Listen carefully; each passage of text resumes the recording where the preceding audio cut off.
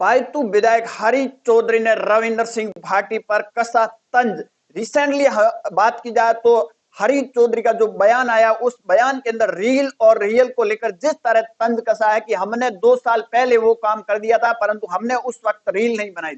अब देखिए, बाड़मेर की खासकर राजनीति के अंदर है, वो आपने देखा होगा, कांग्रेस हो, बीजेपी हो या फिर निर्दलीय विधायक हो, इनके बीच में सोशल मीडिया हो या फिर बयानबाजी की जो जंग है वो चलती हुई आपको जरूर नजर आएगी। अब देखिए, बात की जाए तो बाड़मेर के अंदर कांग्रेस पार्टी का जो कार्यक्रम था, उस कार्यक्रम के अंदर हरीश चौधरी ने किस तरह तंज कसा कि ये बात की जाए तो हेमाराम चौधरी के हाथ में कलम थी, तब तक तो वो भगवान थे, परंतु जैसे कलम हट जाती है तो उसके बाद सबसे ज्यादा मामला रहा रोहिणी प्रकरण को लेकर। रविंद्र सिंह भाटी ने जो रोहिणी का अंदर कार्यक्रम जो कराने थे, फेस्टिवल की जो तैयारी चल रही थी, उसके बाद में अचानक कैंसिल हो जाता। उस टाइम में कैंसिल जैसे होता है तो रोहिणी पूरे देश के अंदर चर्चा का एक विषय बन जाता। रोहिणी गांव को पहले कोई पहचानता नहीं था, परंतु उस समय रविंद्र सिंह भाटी के कार्यक्रम जैसे कैंसिल होता है तो उसमें हाईलाइट हो जाता। परंतु हरीश चौधरी ने कहा कि हमने तो 1 साल पहले रोहिणी गांव के अंदर गए थे, परंतु हमने रील बताकर किसी को बताया नहीं था। तो आप वहां गए थे तो आपने बताया क्यों नहीं, लोगों को बताना चाहिए।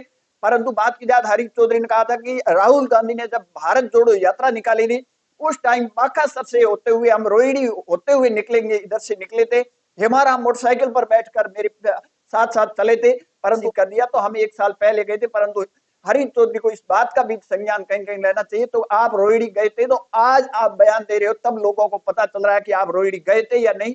उस टाइम आपने ना तो बात की और न ही कोई इस तरह का बयानबाजी किया, न आपका कोई स्टेटमेंट आई। परंतु जैसे रविंद्र सिंह भाटी ने रोहिणी को प्रसिद्ध किया, उसके बाद में तमाम के तमाम नेता का बयान आ रहे। कई नेता वहां जाके योगा करते हुए आपको तस्वीरें नजर आएगी। कई नेता कह रहे हम 1 साल पहले गए थे। कई नेता कह रहे हैं कि पेन हाथ में थी, तब तक तो भगवान थे, पेन हटी है। पेन तो अब देखिए सत्ता होती है, हाथ में होती है, सत्ता चली जाती है, ये तो कह नहीं सकते कोई। परंतु बात की जाए तो रोहिणी की तो बात सब कर रहे हैं, पर कार्यक्रम करा रहे थे, उसमें कलाकारों की पहचान हो रही थी। कलाकार वहां से कहीं कहीं अपनी परफॉर्मेंस दिखाते और रोहिणी के धोरों को अंदर सम की तरह पर्यटक बनते। परंतु कुछ लोगों को इस बात का रास नहीं आया और कार्यक्रम कैंसिल करवा दिया। कोई बात नहीं, कार्यक्रम शिव के अंदर भी हो गया, परंतु रोहिणी की वो सीनियर स्कूल जहां 225 छात्र है, मैं 4 स्टाफ के भरोसे वो स्कूल चल रही है, वो अभी तक प्रशासन टीना डाबी हो या फिर तमाम सरकार, भजनलाल के सरकार के अंदर मंत्री हो, पावर सेंटर हो, किसी को नहीं दिखाई दे रही है। उन छात्रों के साथ खिलवाड़ क्या हो रहा है वो न तो हरीश चौधरी को उस टाइम नजर आया, न सरकार को नजर आ रहा है, न प्रशासन को नजर आ रहा है। 4 टीचर है जिसमें एक डेपुटेशन पर है, एक सरकारी मीटिंगों में व्यस्त है।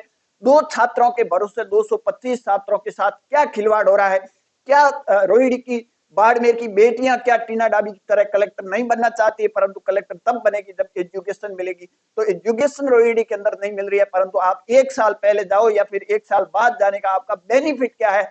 आपने उस टाइम रोहिणी गए होते। सबको पता है कि कांग्रेस की पिछली सरकार ने जो ओरण भूमि थी वो अडानी और अंबानी कंपनियों को बेच दी। राहुल गांधी अडानी पर अटैक कर रहे थे और राजस्थान के अंदर सरकार और मंत्री है अडानी कंपनियों को जमीन बेचने का काम है, वो कर रहे, वो जनता आज भुगत रही है। अब रोहिणी किसके कहने पर प्रसिद्ध हुई है, ये तो जनता को पता है और जनता ही बताएगी आने वाले टाइम में कि रोहिणी की आखिर हकीकत